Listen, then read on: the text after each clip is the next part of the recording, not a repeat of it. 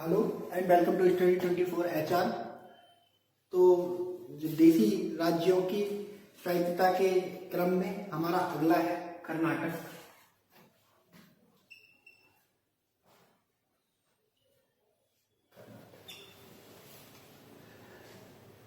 कर्नाटक ने अपनी स्वायत्तता शुरुआत में घोषित की, लेकिन ये कई सही मायनों में कभी स्वायत्त हो ही नहीं पाया।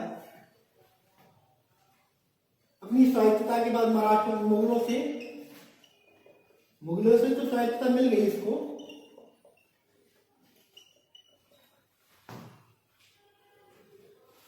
लेकिन मुगलों से स्वायत्तता मिलने के बाद ये मराठों के प्रभाव में आ गया।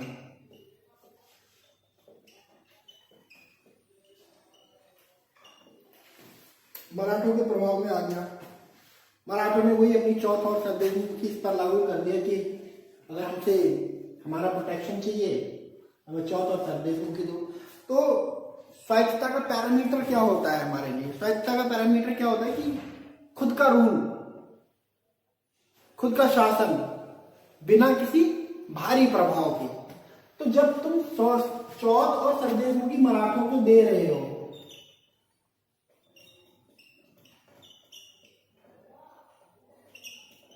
चौथ और सरदेशमुखी का मतलब क्या था? एक कर होता था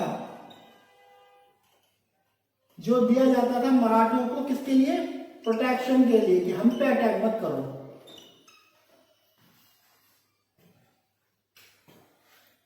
ठीक है, तो मराठों को भी कर दे रहे थे प्रोटेक्शन के लिए।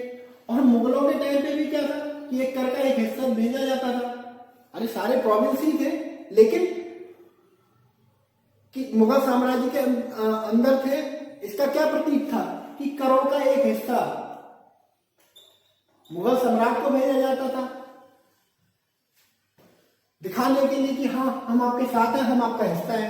तो हिस्सा, करों का हिस्सा तुम यहां भी दे रहे थे, करों का हिस्सा तुम यहां भी दे रहे हो, तो किस चीज की सहायता था?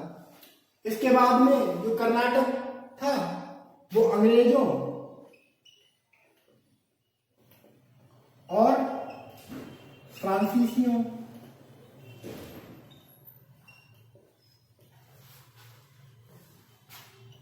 के बीच कॉन्फ्लिक्ट का कारण बन गया।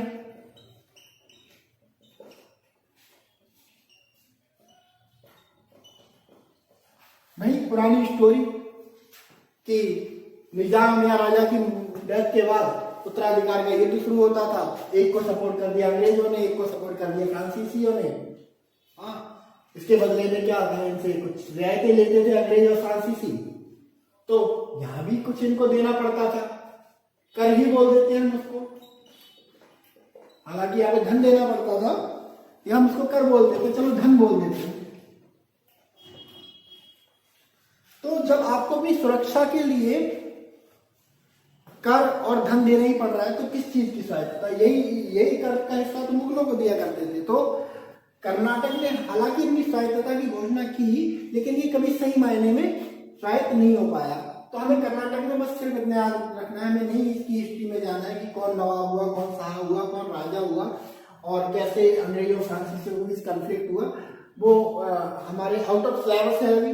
ठीक है, तो हमें सिर्फ इतना याद रखना है, जो एग्जाम में पूछा जाता है कि कर्नाटक में स्वायत्तता कब प्राप्त की। तो दैट इज द डेट 1720 में कर्नाटक ने अपनी स्वायत्तता की घोषणा कर दी। तो ये था हमारा कर्नाटक। तो कर्नाटक में हम इतना ही पढ़ेंगे।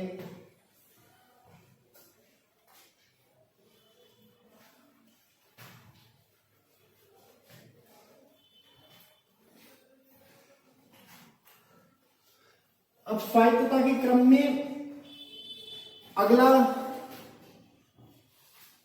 नाम जो आता है वो आता है पंजाब का।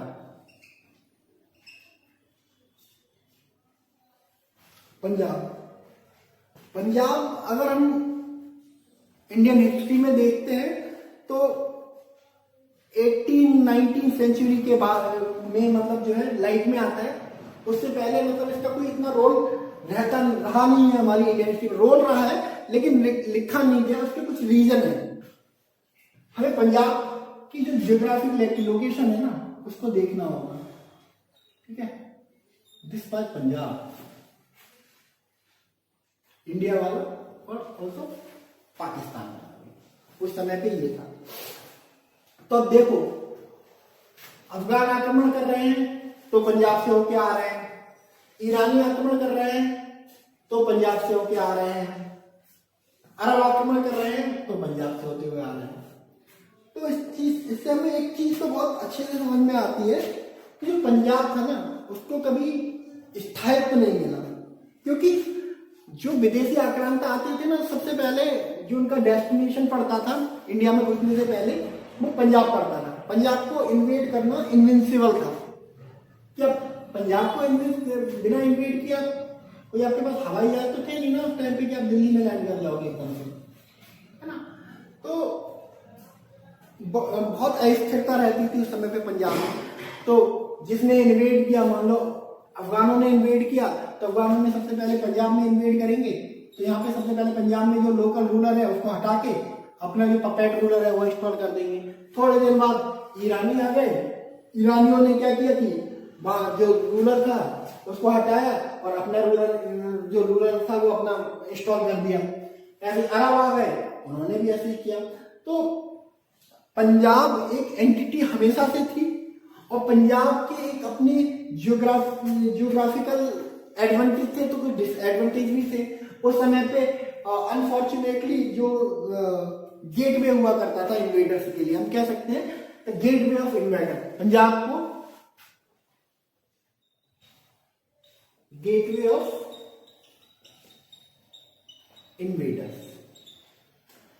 तो इन इन्वेडर्स की वजह से ना पंजाब को कभी स्थायित्व नहीं मिला, कोई राजा नहीं मिला, कोई टेरिटरी नहीं मिली। मान लो अफगानिस्तान से आ रहा है तो उसने पंजाब का इतना हिस्सा कब्जा लिया, यहाँ पे अपना रूलर इंस्टॉल कर दिया है तो ये इतना हिस्सा हो गया, ठीक है। तो एक टेरिटरी नहीं मिल रही। जब ईरान से आ रहा है उसने यहाँ तक कब्जा आया, उसने यहाँ तक पंजाब घोषित कर दिया, है ना। अरब से आ रहा है उसने यहाँ तक कब्जा लिया तो यहाँ तक जो है घोषित हो गया। तो पंजाब को एक टेरिटरी मिलने में, एक परमानेंट रूलर मिलने में, एक डायनेस्टी मिलने में काफी ज्यादा टाइम लगा, क्योंकि एक तरह से ये गेटवे हुआ करता था आक्रमणकारियों का, ठीक है।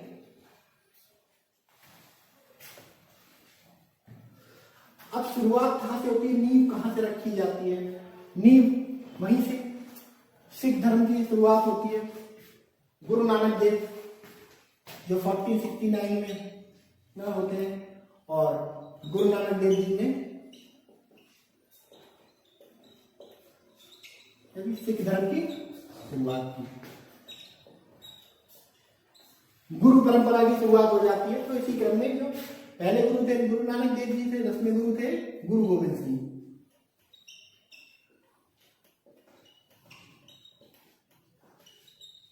इन्होंने क्या किया कि सिखों का मिलिट्राइजेशन करना शुरू कर दिया। जो मतलब खुद तलवार पहन के आते थे, कृपाण वगैरह सब लगा के आते थे, तो इन्होंने बात कर दिया। तो यहाँ से इन्होंने एक था जो इस रीजन में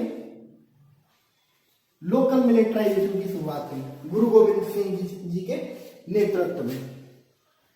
और इनका टारगेट क्या था, रीजन क्या था कि किस रीजन की वजह से इनको ये मिलिट्राइजेशन करना पड़ा या फिर ऐसी क्या परिस्थितियां पैदा हुई। तो कुछ परिस्थितियां ऐसी थी कि भाई मुगल और औरंगजेब की जो नीतियां थी उनकी वजह से कि जो कन्वर्जन हो रहे थे, मास कन्वर्जन हो रहे थे, प्लस जो इन्वेडर्स आते थे अफगानिस्तान से या फिर ईरान से, तो वो क्या करते थे, लोगों को कन्वर्ट करते थे, मारते थे। तो इसी वजह से हम मिलिट्राइजेशन शुरू हुआ। ये हो गया, यहाँ से इनिशिएट हो गया मिलिट्राइजेशन। इसके बाद क्या हुआ कि जो हमारा सिख समुदाय था ना पंजाब में,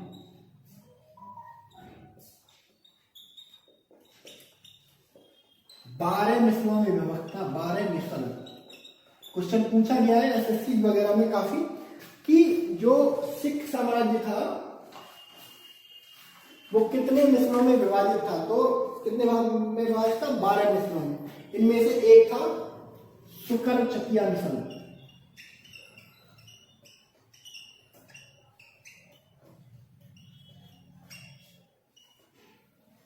शुक्रचक्कीय मिसल। इसी शुक्रचक्कीय मिसल के थे महाराजा रणजीत सिंह।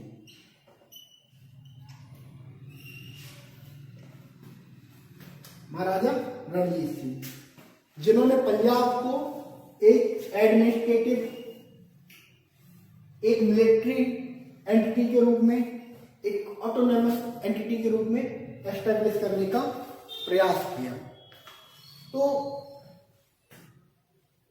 महाराजा रणजीत सिंह ने सबसे पहले क्या किया आपने, ये शुक्रचक्कीय मिसल से आते थे, उन्होंने सारे मिसलों को एक किया। उन्होंने कहा कोई मिसल नहीं, हम सब एक हैं। अब ऐसे ही कोई राज्य स्थापित नहीं हो जाता है, कुछ सपोर्ट की जरूरत होती है, कुछ धन की जरूरत होती है, कुछ संसाधनों की और संसाधनों की जरूरत होती है। उन संसाधनों की तलाश महाराजा रणजीत सिंह को थी। उसी क्रम में इनकी जो मुलाकात होती है वो होती है अफगान शासक शाहजहां से।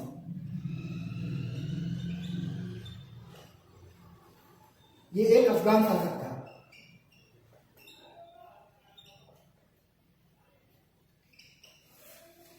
अफगान शासक थे। अब ये क्या था कि अभियान वगैरह करने आए थे इंडिया में या इंडियन टेरिटरी में उस समय, और इनकी जो तोपें थी ना, चिनाब नदी में गिर गए। अब तोप क्या होती थी उस समय पे, काफी जो एक समय महंगी एंटिटी हुआ करती थी, बनवाने में उन्हें टाइम लगता था। तो महाराजा रणजीत सिंह जो थे उन्होंने शाहजहां की मदद की तोपों को चिनाब नदी से निकलवाने में।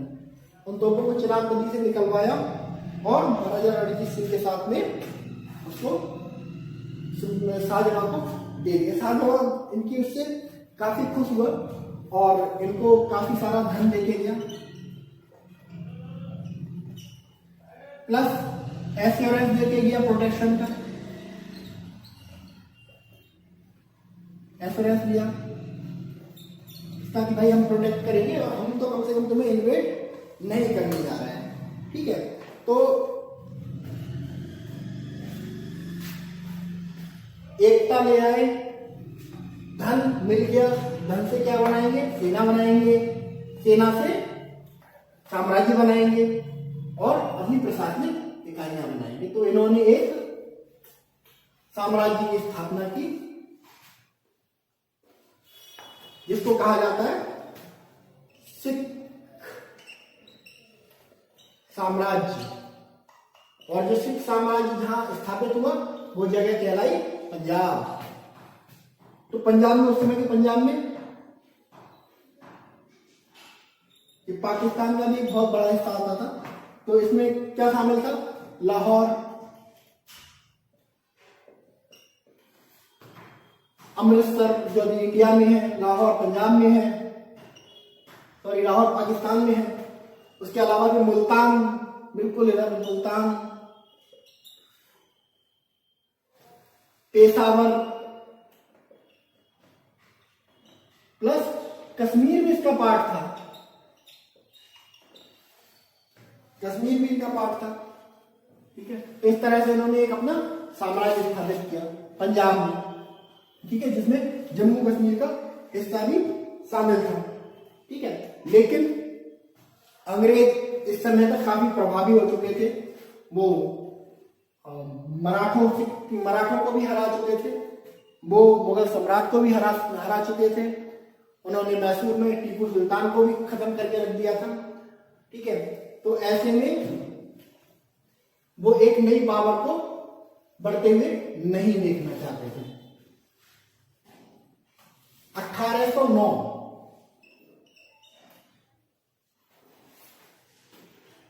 ठीक है, उस समय जो गवर्नर जनरल था मिंटो, इनको मिंटो फर्स्ट कहते हैं क्योंकि एक और आएगा मिंटो 1909 के समथिंग। ठीक है, तो इनको मिंटो फर्स्ट बोला जाता है।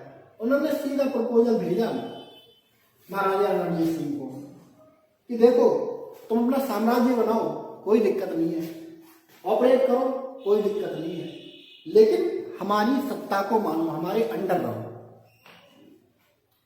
सीधा प्रपोजल, सीधा ऑफर। महाराजा रणजीत सिंह एक दूरदर्शी नेता थे। उन्होंने देखा कि हाँ भाई ये तो मराठे, इधर मराठे उन्होंने खत्म कर दिए, इधर मुगलों को खत्म कर चुके हैं, ठीक है, बंगाल पे प्रॉपर कब्जा है, मैसूर पे प्रॉपर कब्जा है, इधर टीपू सुल्तान खत्म हो चुका है। तो महाराजा रणजीत सिंह इनकी पावर समझ गए थे और उन्होंने कहा कि अभी हम इतने सशक्त नहीं हैं कि जो इनको टक्कर दे पाएंगे। तो 1809 में जो मिंटो ने जो प्रस्ताव दिया था महाराजा रणजीत सिंह को, वो उन्होंने मान लिया। तो इस जब प्रस्ताव को माना तो उसी के सल्तनत की 1809 में अमृतसर की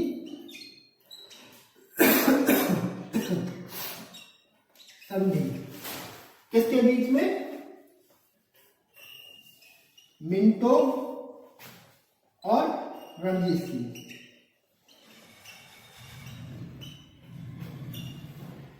ठीक है, रणजीत सिंह के बीच में संधि हो गई, उन्होंने इनका प्रभाव स्वीकार कर लिया। इनके बारे में एक और फैक्ट बोला जाता है कि मतलब एक जो फ्रांसीसी दार्शनिक थे विक्टर जकामा, जब इंडिया वो घूमने आए थे तो पंजाब पहुंचे, वो घूमते घूमते उन्होंने मतलब पूछा कि भाई महाराजा रणजीत सिंह को से मिलना है हमें। सुना है मतलब काफी सामान्य परिवार से आए थे और उन्होंने इतना बड़ा साम्राज्य खड़ा किया और पंजाब को मतलब इतना प्रॉस्पेरिटी की मतलब ऊंचाइयों पे लेके जा रहे हैं। तो उन्होंने कहा हमको मिलना है, उनसे जानना चाहते हैं पंजाब के बारे में। तो उन्होंने डिस्क्रिप्शन देते हुए जो मंत्री थे रणजीत सिंह के, उन्होंने कहा कि जब विक्टर जकामा ने पूछा कि कैसे हैं आपके महाराजा रणजीत सिंह, तो उन्होंने बोला कि महाराजा रणजीत सिंह जो है ना वो इतने तेजस्वी हैं, उनके चेहरे पे इतना नूर है कि आप उनको देख नहीं पाओगे। तो उन्होंने कहा अच्छा ऐसा क्या? तो वो गए, तो उन्होंने देखा तो जो महाराजा रणजीत सिंह थे वो निस्संदेह मतलब बहुत ही प्रभावशाली नेता थे। एक सिखों को संगठित करके और एक एम्पायर बनाना कोई मामूली बात नहीं होती है। तो लेकिन क्या था कि उन पैरामीटर्स के हिसाब से वो थोड़े भद्दे दिखते थे। भद्दे इन द सेंस उनकी एक आंख नहीं थी,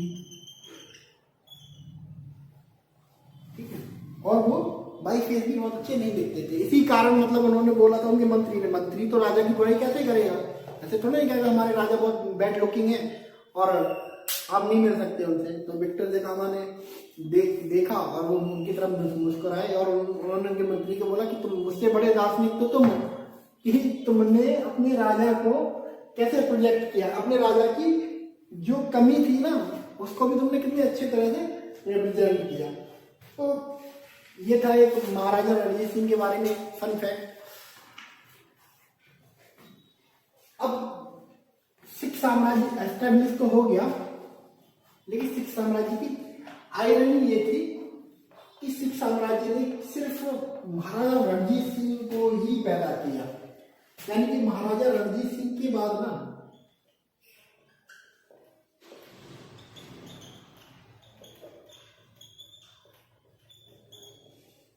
कोई भी योग्य नेता मिला ही नहीं।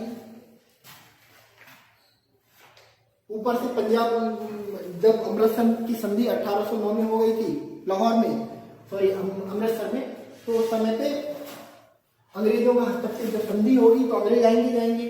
तो अंग्रेज का अल्टीमेट गोल क्या था 1759 के बाद कि इंडिया को डोमिनेट करना है, इंडिया को रूल करना है। तो वो अपना जो गेम है डिवाइड एंड रूल पॉलिसी है वो खेलेंगे ही खेलेंगे, डिवाइड एंड रूल पॉलिसी खेलेंगे ही खेलेंगे।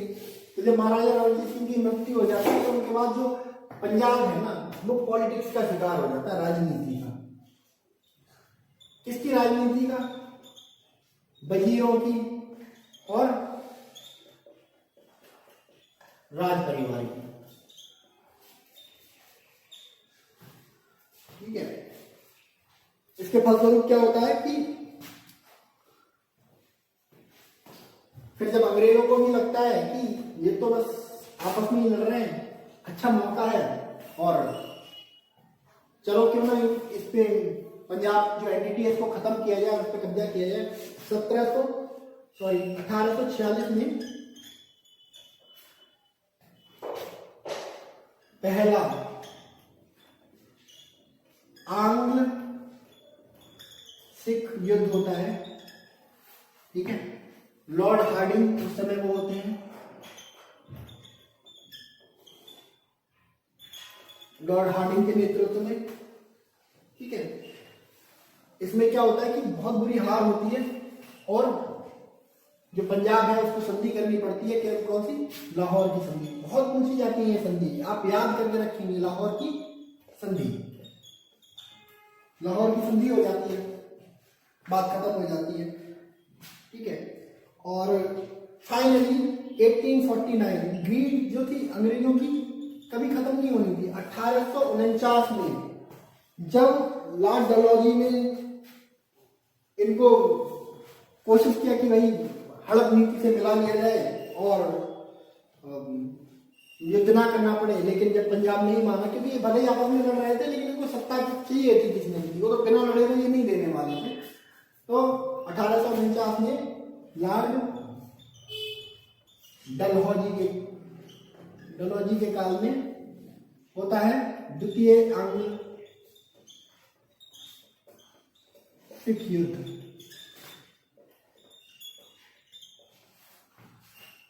द्वितीय आंग्ल सिख युद्ध होता है जिसमें फाइनली इनकी हार होती है और पंजाब को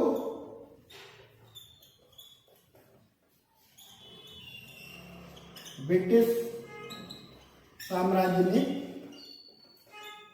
मिला लिया जाता है।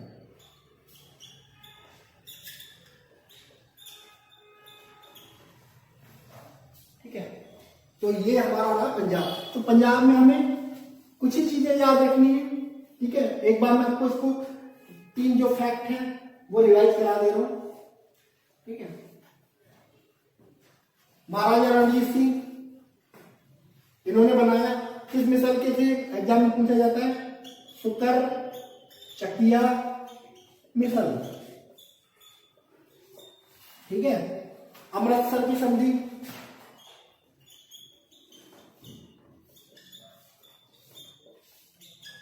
कब हुई थी? 1809। किसके उसमें? लॉर्ड मिंटो और महाराजा रणजीत सिंह के बीच में। दूसरा, लाहौर की संधि कब? 1846 में, ठीक है। ये 3 फैक्ट से रिलेटेड इंपॉर्टेंट है, ठीक है। तो ये हमारा रहा पंजाब। पंजाब के बाद हम स्वायत्तता की बात तो नहीं करेंगे, लेकिन इन केस ऑफ स्वायत्तता एक नया राज्य बोल सकते हैं हम, एक नया शहर बोल सकते हैं, उसका उदय होता है। और मॉडर्न हिस्ट्री में उस चीज को छोड़ना थोड़ा सा गलत होगा, क्योंकि आज भी उस शहर की काफी महत्व है और आज वो इंडिया में टूरिज्म का एक बहुत बड़ा केंद्र है। तो ऐसे शहर के बारे में जानना और ऐसे शहर को किसने बनाया उसके बारे में जानना न सिर्फ एग्जाम पर्सपेक्टिव से बहुत ज्यादा इंपॉर्टेंट है, बल्कि एक एज ए अवेयर सिटीजन हमको उसके बारे में जानना चाहिए। तो अब हम जो बात करने वाले हैं वो बात करने वाले हैं राजा जय सिंह द्वितीय के बारे में। 1688 से 1747 तक, ठीक है। तो राजा जयसिंह द्वितीय को हम क्यों पढ़ते हैं? देखो, इन्होंने कोई इंडिपेंडेंट रियासत नहीं बनाई, ना इंडिपेंडेंट रियासत बनाने की का प्रयास किया। इनकी अचीवमेंट बस ये थी कि इन्होंने जो जयपुर है ना, राजस्थान में जो जयपुर है, उस शहर का निर्माण इन्होंने कराया। कब कराया? 1727 में। आप अगर जयपुर जाते हो तो आप वहां देखोगे हवा महल, आमेर फोर्ट,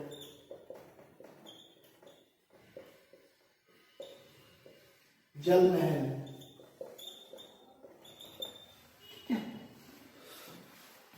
ये तो आर्किटेक्चर हो गए, ठीक है। कितने सारे टूरिस्ट जाते हैं, मतलब अगर आप जयपुर जाते हो तो आप इन 3 चीजों को देखे बिना नहीं रह सकते हो।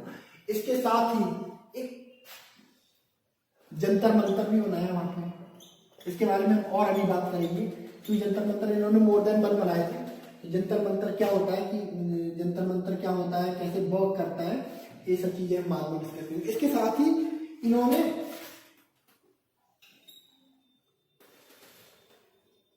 ना सिर्फ एक शहर बसा के छोड़ दिया, उसको सांस्कृतिक रूप से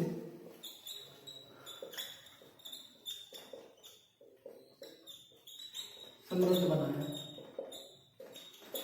जब आप जयपुर जाओगे ना और कभी हवा महल के आसपास जाओ, तो आप हवा महल से थोड़ा बाहर निकल के रोड के उस पार आप जाओगे, आप मार्केट देखोगे। मार्केट में ना आपको वहां का जो बहुत सारा हैंडमेड सामान है, ठीक है, जैसे जूतियां और गहने, कपड़े, मोस्टली वुमेन ओरिएंटेड है, मैन ओरिएंटेड थोड़ा कम है, ठीक है। लेकिन फिर भी मैन वुमेन ओरिएंटेड की हम बात नहीं करते, लेकिन हाँ ये इस चीजों में जयपुर है एक समृद्ध सांस्कृतिक विरासत करके उभरा है। तो आपसे 3 फैक्ट कलेक्ट होते हैं कि जयपुर का जो शहर है उसकी नींव कब रखी गई थी, 1727 में, ठीक है। किसने जयपुर नामक शहर को बसाया, तो राजा जय सिंह द्वितीय, ठीक है। तीसरा, अब जय सिंह द्वितीय खुद तो बनाने जाएंगे नहीं ना ईंट पत्थर लेके, ठीक है। तो जयपुर शहर को बनाने का जो आर्किटेक्ट थे जयपुर शहर के, वो थे विद्याधर भट्ट, जो आरपीएससी की तैयारी करते हैं या आरएसएमबी की तैयारी करते हैं, उनके लिए राजस्थान के ये 2-3 इंपॉर्टेंट फैक्ट हैं, आप इनको नोट करके रखेंगे, ठीक है। और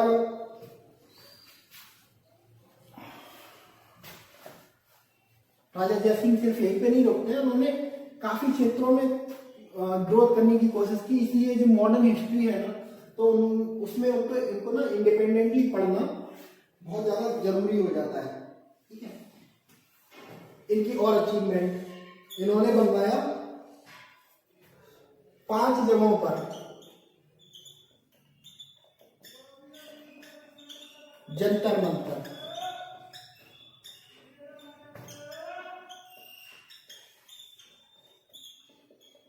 और वो 5 जगह कौन कौन सी थी, जयपुर,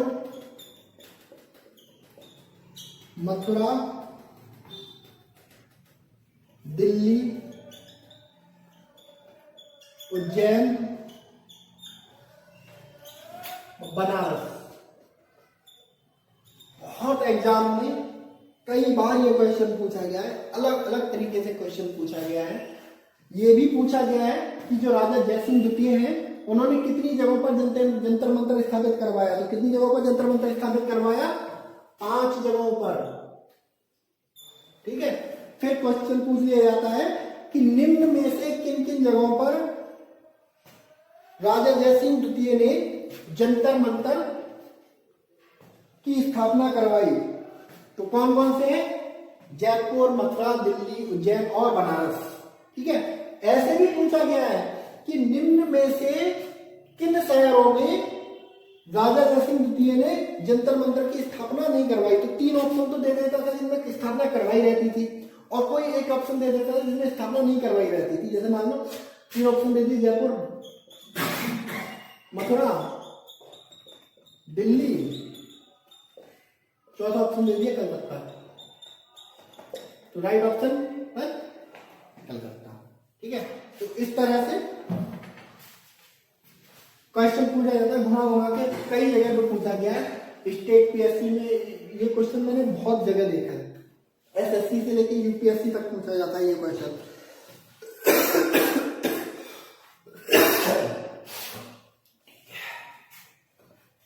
इसके अलावा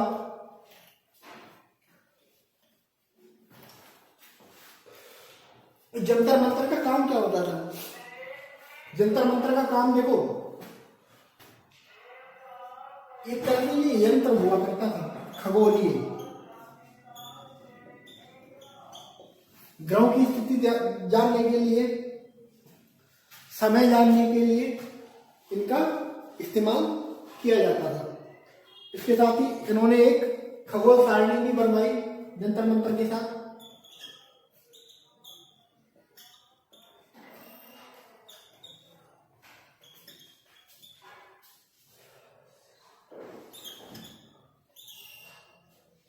खगोल सारणी इन्होंने बनवाई, जिसका नाम दिया इन्होंने जिज मोहम्मद शाही। जिज मोहम्मद शाही, ये जिज मोहम्मद शाही क्या क्यों दिया? मोहम्मद शाह उस समय मुगल बादशाह थे, याद है, रिमेम्बर 1719 से 1748 के बीच में। तो मुगल बादशाह के सम्मान में इन्होंने जो खगोलीय सारणी बनवाई उसका नाम ही दे दिया जिज मोहम्मद शाही। उसके साथ ही इनकी एक और अचीवमेंट, उन्होंने यूक्लिड की रेखा गणित का, यूक्लिड ने जो रेखा गणित बनाई थी, अलजेब्रा बनाई थी, ज्योमेट्री बनाई थी, उसका संस्कृत में अनुवाद करवाया।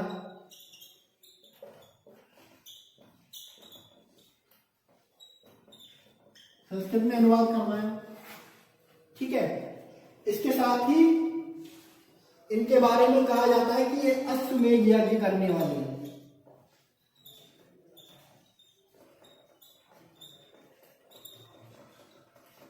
अंतिम सम्राट थे, अंतिम राजा। हालांकि हम सभी जानते हैं कि जो उस समय अश्वमेध यज्ञ रहा होगा एक प्रतीकात्मक चीज ही रही होगी, क्योंकि उस टाइम पे अंग्रेज जो थे वो भी बहुत ज्यादा ताकतवर हो चुके थे और ऑलरेडी एक मुगल बादशाह हमारे यहाँ पे रूल कर रहा था, मराठा लोग भी पावरफुल हो रहे थे। तो जो अश्वमेध यज्ञ कराया होगा प्रतीकात्मक ही रहा होगा, कि अश्वमेध यज्ञ का मतलब बहुत सीधा सा मतलब होता है कि जब आप अश्वमेध यज्ञ करवाते हो तो उसमें घोड़ा छोड़ा जाता है, तो उस घोड़े को अगर कोई भी नहीं पकड़ता है, इसका मतलब वो डिफरेंट राज्यों से होके जाता है वो घोड़ा, और अगर उस घोड़े को किसी ने पकड़ लिया तो इसका मतलब होता है कि जिस राज्य ने वो घोड़ा पकड़ा है वो आपकी सत्ता को नहीं मानता है। लेकिन अगर उस घोड़े को किसी ने नहीं पकड़ा, किसी राज्य ने नहीं पकड़ा, तो इससे ये सिद्ध हो जाता है कि कोई भी राज्य जो है आपसे बैर नहीं रखता और सभी आपकी सत्ता को, आपके प्रभाव को स्वीकार करते हैं। तो जो अश्वमेध यज्ञ है ना, वो एक मामूली राजा को सम्राट बना देता है, जिसके अंडर में सभी राज्य होते हैं। तो हमें पता है कि उस समय पे अंग्रेज भी रहे होंगे और मुगल बादशाह भी है, मराठा भी है, तो इनका जो अश्वमेध यज्ञ प्रतीकात्मक रहा होगा। लेकिन हाँ, अश्वमेध यज्ञ करवाने वाले ये अंतिम राजा थे।